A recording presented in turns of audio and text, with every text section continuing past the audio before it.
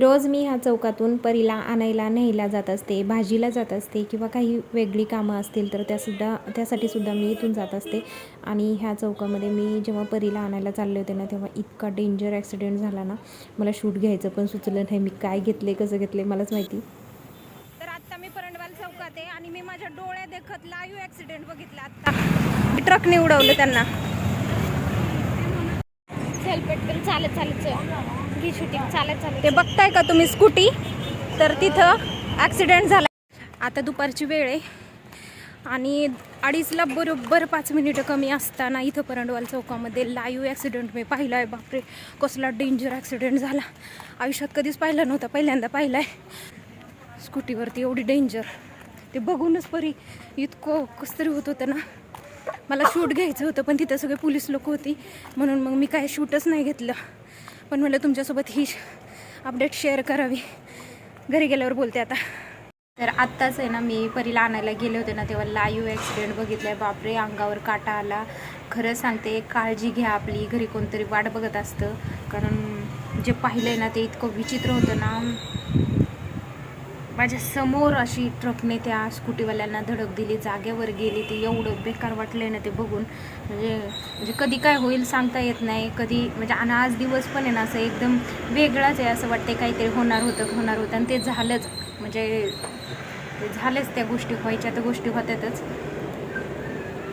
तर सगळ्यांनी प्लीज रस्त्याने जाता येताना काळजी घ्या. 2 व्हीलर असू दे, 4 व्हीलर असू दे किंवा पायी चालणारे सुद्धा आजकाल सुरक्षित नाही आहेत. त्याच्यामुळे सगळ्यांनी आपापली काळजी घेऊनच प्रवास करत जा. आणि खरंच खूप विचित्र घटना घडली आहे.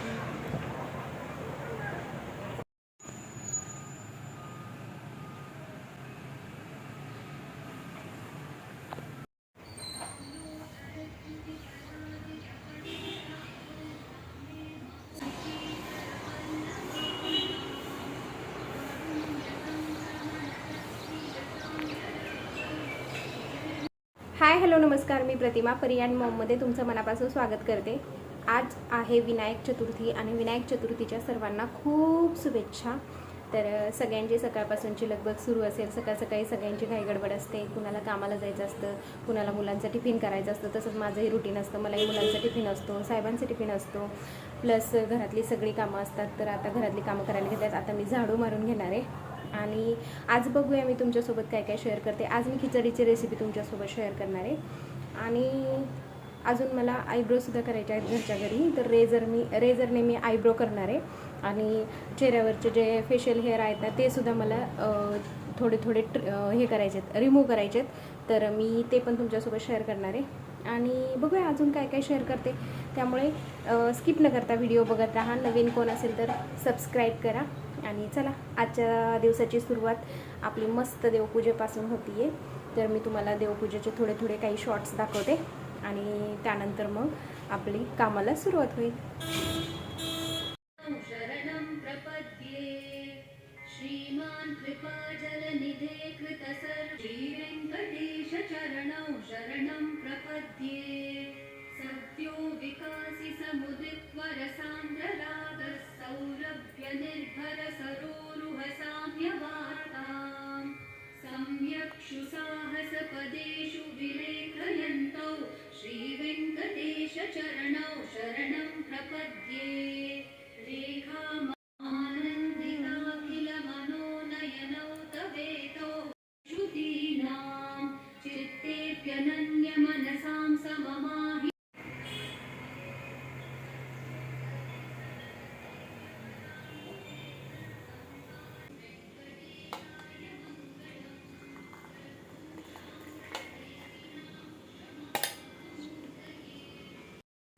परीचा स्कूलचा टायमिंग झाला होता. मग तिचं तिने आवरून घेतलं सगळं आणि मग त्याच्यानंतर मग मी माझं आवरायला घेतलं. किचनमधली आता काही कामं आहेत ती पण करून घेते. जसं की आज शाबू भिजायला घालायचं होता. पहिल्यांदा शाबू भिजायला घालते आणि मग बाकी सगळी घरातली कामं आवरायला घेते. तर आता मी घर स्वच्छ करायला घेतलेलं आहे. घराची स्वच्छता ही केवळ दिसण्यासाठी नसते, ती खरं तर आहे ना आरोग्य, मन शांती आणि सुखी जीवनासाठी सुद्धा खरंच खूप महत्त्वाची असते. त्यामुळे घर रोजच्या रोज स्वच्छ ठेवलंच पाहिजे. रोज झाडू मारलाच पाहिजे, फरशी पुसलीच पाहिजे. कचरा रोज बाहेर टाकला गेलाच पाहिजे. परत स्वयंपाकघर आणि आपले जे भांडी आहेत किचनमधली जी खरकटी भांडी वगैरे असतात तीसुद्धा क्लीन केलेली पाहिजे. आपलं बाथरूम असेल, टॉयलेट असेल ते सुद्धा नियमित आपण स्वच्छ केलं ना तर स्वच्छता राहते. आणि आपल्या घरांना ज्या काही खिडक्या असतील ना त्या खिडक्या उघडून ताजी हवा घरामध्ये येऊ द्या, जेणेकरून आपलं घर हस्तखेळतं राहील आणि घरामध्ये फ्रेश वातावरण असं निर्माण होईल.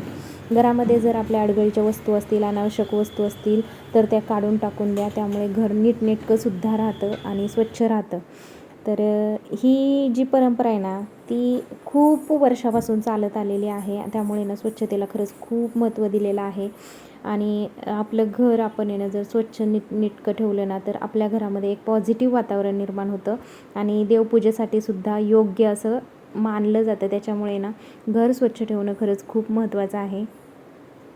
आता आज मी काय केलं आहे ना, ज्या माझ्या गाद्या आहेत ना त्याचे जे कवर आहेत ते सगळे मशीनला लावले होते मी. ते धुवून झालेले आहेत आणि हे कवर आता गॅलरीमध्ये मी सुकू घालते. कारण उन्हात टाकले की कलर जातो म्हणून गॅलरीमध्ये सावलीलाच हे सुकायला घालते मी.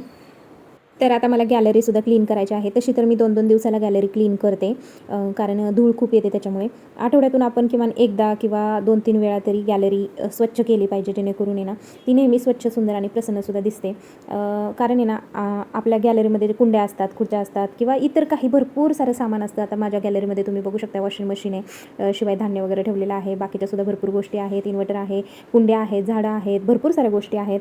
तर ह्याच्या कोपऱ्यामध्ये ना खूप जळमटे असतात किंवा माती सांडलेली असते झाडांची, किंवा धूळ साठलेली असते, ती सगळी स्वच्छ करायची असते किंवा झाडांची पानं पडलेली असतात तीसुद्धा स्वच्छ करायची असतात. आता मी काय केलं आहे, जे ह्याला काय म्हणतात वॉशिंग मशीनला पाईप जोडलेला आहे ना त्याच पाईपाने आता गॅलरी मी धुवून घेणार आहे. आणि जेव्हा आपण गॅलरी वगैरे धुत असतो ना त्याच्यामध्ये आपण फ्लोअर क्लीनर टाकून किंवा एखादं डिटर्जंट मिसळून मस्तपैकी ब्रशने फरशी घासू शकता. पण माझ्या फरशीला इतकी जास्त काही गरज नाही, कारण वरती 6व्या मजल्यावर असल्यामुळे ते जास्त धूळ येत नाही, नॉर्मली असते. पण मी डेलीच्या डेली क्लीन करते, त्यामुळे गॅलरी खूप चांगली आणि स्वच्छ राहते. तसेच आपले जे ग्रिल असतात ना, रेलिंग, ग्रिल किंवा खिडक्या, त्या पाण्याने डिरेक्टली न धुताना ओल्या कपड्याने जर पुसून घेतल्या तर त्या जास्त दिवस चांगल्या बी राहतात आणि स्वच्छ निघतातही. आणि आपल्या ज्या झाडांच्या कुंड्या आहेत त्या कुंड्यांच्या खाली साचलेली माती असते किंवा असं पाणी खराब जाऊन तिथं मच्छर वगैरे होतं, त्यामुळे ते सुद्धा साफ करणं गरजेचं असतं. म्हणून अशा प्रकारे मी गॅलरी माझी क्लीन करत असते आणि स्वच्छ ठेवत असते. माझं घर मला खूप आवडतं आणि म्हणजे आपण कुठेही जाऊ, कुठेही राहू, घर हे घर असतं. घर स्वतःचं असो, भाड्याचं असो, ते स्वच्छ ठेवणं गरजेचं आहे. त्यामुळेच घरात एक पॉझिटिव्ह वातावरण निर्माण होतं. म्हणून हे माझं सतत स्वच्छता चालू असते. आणि माझे मिस्टर पण म्हणतात स्वच्छतेच्या बाबतीत तुझा हात कोणीच धरू शकत नाही, इतकी स्वच्छता ठेवते. आणि चला आता गॅलरी स्वच्छ झालेली आहे, मस्तपैकी सगळं क्लीन केलेलं आहे. आता फरशी पण मला पुसायची आहे. चला आता फरशी पुसून घेते. जेव्हा आपण घरामधली फरशी पुसतो ना तेव्हा आपण त्या पाण्यात ना योग्य प्रमाणात फ्लोअर मिसळायचं. म्हणजे जे क्लीनर आपण वापरतो ना फ्लोअर क्लीनर, ते मिसळायचं, जास्त पण मिसळायचं नाही. जो पोछा असतो तो खूप ओला ठेवायचा नाही, जास्त पाणी राहिलं तर फरशीवर डागसुद्धा पडतात आणि घसरण्याचासुद्धा आपल्याला चान्सेस खूप असतात. तर कधीही फरशी पुसताना ना दरवाजाच्या साईडनं, बाथरूमच्या साईडकडे पुसत घेऊन जायची. आणि ओली फरशी असताना सावकाश चालायचं. लहान मुलं किंवा आपल्या घरात वयोवृद्ध असतील तर त्यांची विशेष अशी काळजी घ्यायची. जेव्हा फरशी पुसून होते तेव्हा आपल्या ज्या खिडक्या असतील ना त्या उघड्या ठेवायच्या, फरशी लवकर सुकते. आणि जो मॉप वापरलेला असतो ना तो रोजच्या रोज स्वच्छ धुवून ठेवायचा, नाहीतर घाण पुन्हा फरशीवर पसरू शकते दुसऱ्या टायमिंगला. अशा प्रकारे जर आपण काळजी घेतली ना तर आपली फरशी पण छान राहते, घर स्वच्छ, चमकदार आणि सुरक्षितसुद्धा राहतं. तर आत्ताच घरातली सगळी कामं आवरून झाली माझी आणि त्याच्यानंतर आता फ्रेश अशी आंघोळ केली आहे. आणि आंघोळ केल्या मी म्हटलं की थोडंसं स्किन केअर करण्याअगोदर चेहऱ्यावरचे जे फेशियल हेअर आहेत ना ते मला रिमूव्ह करायचेत. आणि आयब्रो करणार होते, मी सकाळी बोलले तुम्हाला, आयब्रो करणार होते, पण आयब्रो नाही करणार आता, कारण आहे ना इथं थोडंसं अजून काही ग्रोथ झालेली नाही. इथं दिसत असेल तुम्हाला वरच्या साईडला.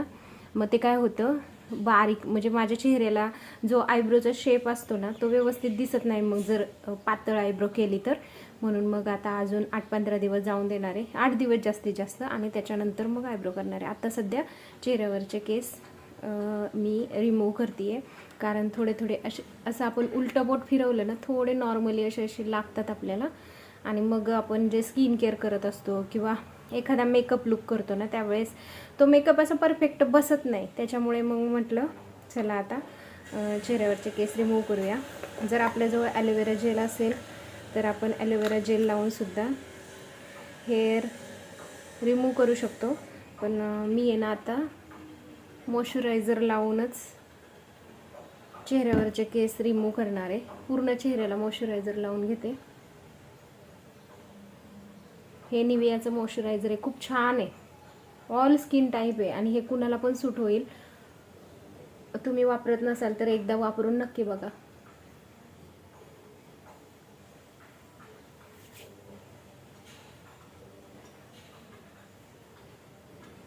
चला आता पूर्ण मॉइश्चरायझर चेहऱ्याला लावून घेतलंय मी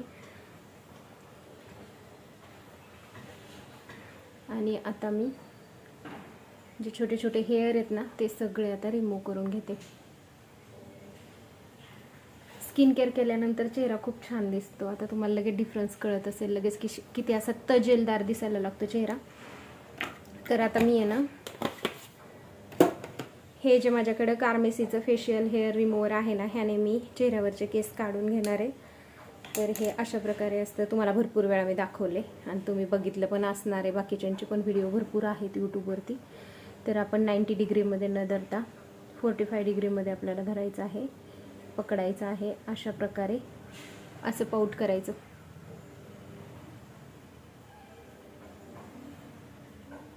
आणि हे अशा प्रकारे चेहऱ्यावरचे हेअर रिमूव्ह करायचे. खूप इझी आहे. घरच्या घरी ह्या छोट्या छोट्या गोष्टी आपण केल्या ना आपला चेहरा पण छान दिसतो आणि जो कोणता मेकअप आपण कधी एखाद्या सणावाराला करत असू ना तो पण खूप सुंदर दिसतो. आता इथं बघू शकताय का, इथं मला तीळ आहे चेहऱ्यावरती आणि मस्त दिसतं. इथे एक ओठावरती आहे. हे 2 तीळ असल्यामुळे चेहऱ्याला खूप छान मस्त शो येतो, छान दिसतं. नॅचरली आहे हे काय असं लावलेलं नाही आहे मी.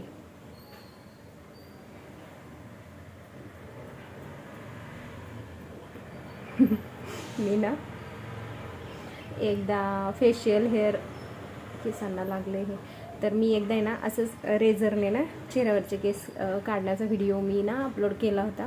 आणि आमचा श्लोक थोडासा बारीक होता, म्हणजे 5-6 महिने झाले असतील किंवा आय थिंक जास्त झालं असेल. त्याने व्हिडिओमध्ये पाहिला असेल टी व्हीवरती त्यांच्या इकडं. त्याच्या मम्मीला म्हणते, मम्मी मावशी दाढी करते. एवढं हसले ना, प्रमाणाच्या बाहेर हसले. म्हणजे मुलं किती हुशार आहेत ना, त्यांना किती कळतंय. तर आता इकडच्या साईडने पण असं ट्रिम करून घेते मी. तर लगेच स्किन आहे ना अशी एकदम सॉफ्ट लागायला लागते आणि मस्त वाटते. आता सगळे चेहऱ्यावरचे केस जे आहे ते काढून झालेत आणि आता आहे ना प्लेन पाण्याने मी चेहरा धुतलाय, कारण छोटे छोटे केस काढलेले जे चेहऱ्यावर चिटकून राहतात म्हणून असं चेहरा धुतलाय. आणि आता मी दिवसभरासाठी माझी स्किन प्रेप करून घेते, म्हणजे दिवसभर काय टेन्शन नाही. आता जरी पावसाळा असला तरी पण जे UV रेज असतात ते डिरेक्टली आपल्या स्किनवरती पडतात. आपण बाहेर जाऊ, घरात असो, कुठेही असो तरीसुद्धा. त्याच्यामुळे सनस्क्रीन लावायला अजिबात विसरायचं नाही. आपण गॅससमोर असतो, आपण मोबाईलच्या समोर असतो, आपण TV बघत असतो, सगळे UV रेज आपल्या डायरेक्ट स्किनमध्ये उतरले जातात. त्याच्यामुळे ना स्किनवरती खूप प्रॉब्लेम होतो, म्हणून सनस्क्रीन लावायला अजिबात विसरायचं नाही. तर आता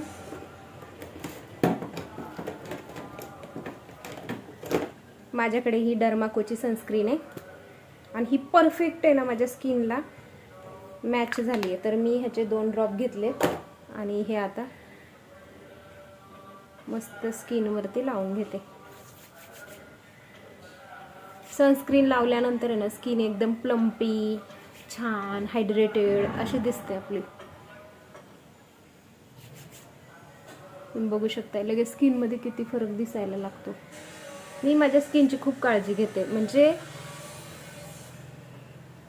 जसं जसं आपलं वय वाढत जातं ना तसं तसं आपल्या स्किनची जी हेक्टिसिटी असते ना ती कमी होत जाते आणि त्याच्यामुळे आपल्याला आहे ना वरूनसुद्धा खूप साऱ्या गोष्टींचा वापर करावा लागतो. वरून खूप साऱ्या गोष्टी घ्याव्या लागतात, जसं की कोणत्याही पिल्स असतील किंवा मग असं आपण जे स्किन केअर असतो ते स्किन केअर असेल आणि बाकीसुद्धा घरातले आपण चेहऱ्याला वाफ घेतो किंवा काही गोष्टी करतो, स्क्रब करतो, घरगुती काही गोष्टी करतो ना, हे सगळं करणं गरजेचं असतं.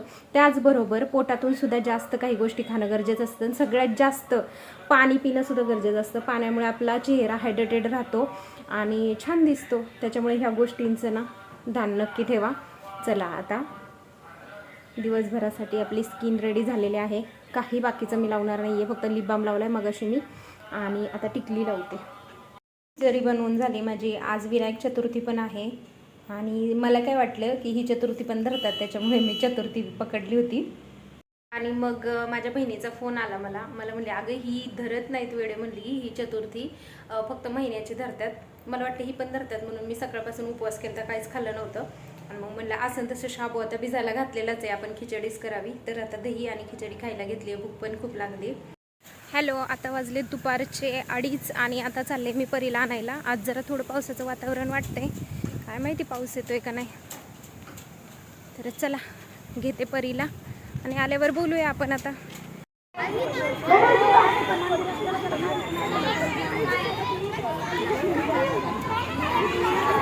हाय,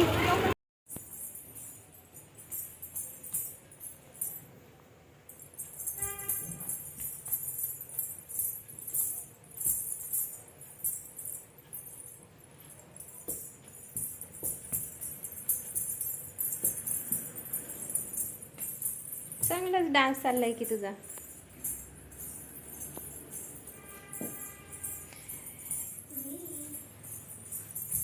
किती छान दिसतं. आप्रं व्हायला लागले परी ते पैंजण. वापरून टाकलं पाहिजे. तुम्हाला जवळून दाखवू का? थांबतच ना, जवळ नको येऊ, मी हे केलंय. हां, हे बघा ना किती सुंदर पैंजण आहे आणि घालतच नाही, स्कूलमध्ये अलाउडच नाही आहे पैंजण घालायला. आत्ता अचानकच माझ्या लक्षात आलं, म्हटलं परी घालती का पैंजण. घालून बघितलं तर ते एकदम असं पॅक व्हायला लागले. परी वापरलं पाहिजे रोज, है ना. मस्त दिसते. तर आत्ता वाजले संध्याकाळचे 7:30. अजून काय मी स्वयंपाकाला लागली नाही आणि भाजीलाच काय नव्हतं, त्याच्यामुळे आत्ता मी ब्लिंकिटवरून थोड्याफार भाज्या, तेल आणि बाकीचे काही गोष्टी आहेत, दूध वगैरे ते सगळं मागवले. सोपं पडतंय खरंच खूप, असं बाहेर जाण्यापेक्षा ह्या ॲपवरून मागवते ना, मस्त वाटते. आणि चला आता काय काय साहित्य आणले दाखवते. कॅरी बॅगच आली, प्लास्टिकची नाही आहे, ह्याची आहे. काय हे कागदी. चला साहित्य बघते.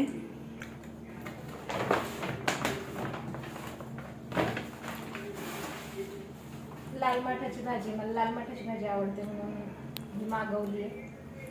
कसली आली, चांगली आहे, छान आहे. वाळलं खोबरं पण मागवले, हे बघू शकताय. आणि ह्याच्यामध्ये काय, ह्याच्यामध्ये दूध मागवले 1 लिटर.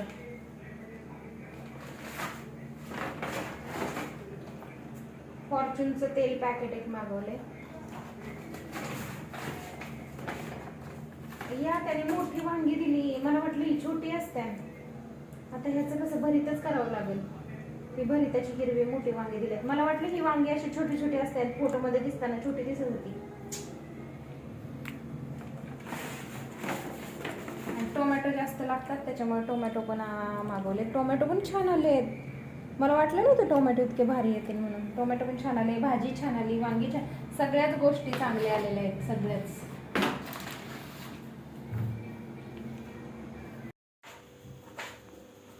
तर आता संध्याकाळच्या स्वयंपाकामध्ये मी भाकरी आणि वांग्याचं भरीत बनवते. त्यासाठी इथं भाकरी मी थापून घेते. इथं तव्यात पण एक भाकरी आहे.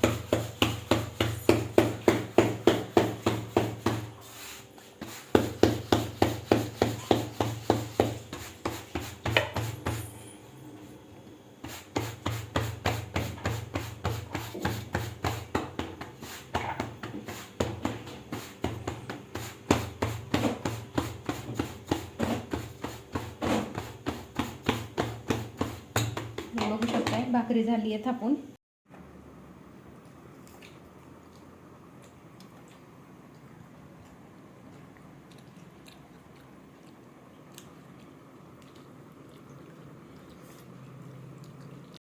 चला आता जेवण झालं माझं आणि छान झालं होतं, वांग्याचं भरीत मस्त झालं होतं. तर आता ब्लॉगचा एंड करायचा आहे, पण म्हटलं की लाल माठ भाजी जी आहे ना ती निसून ठेवावी. तर मी तुम्हाला दाखवलंच होतं ना, मी ब्लिंकिटवरून ही लाल माठ भाजी मागवलेली. तर आता ही सगळी निसून ठेवते. मला खूप आवडते ही भाजी, तर उद्या सकाळी करणार आहे ही भाजी मी, त्यामुळे म्हटलं की आता निसून ठेवावी. दाखवते मी तुम्हाला.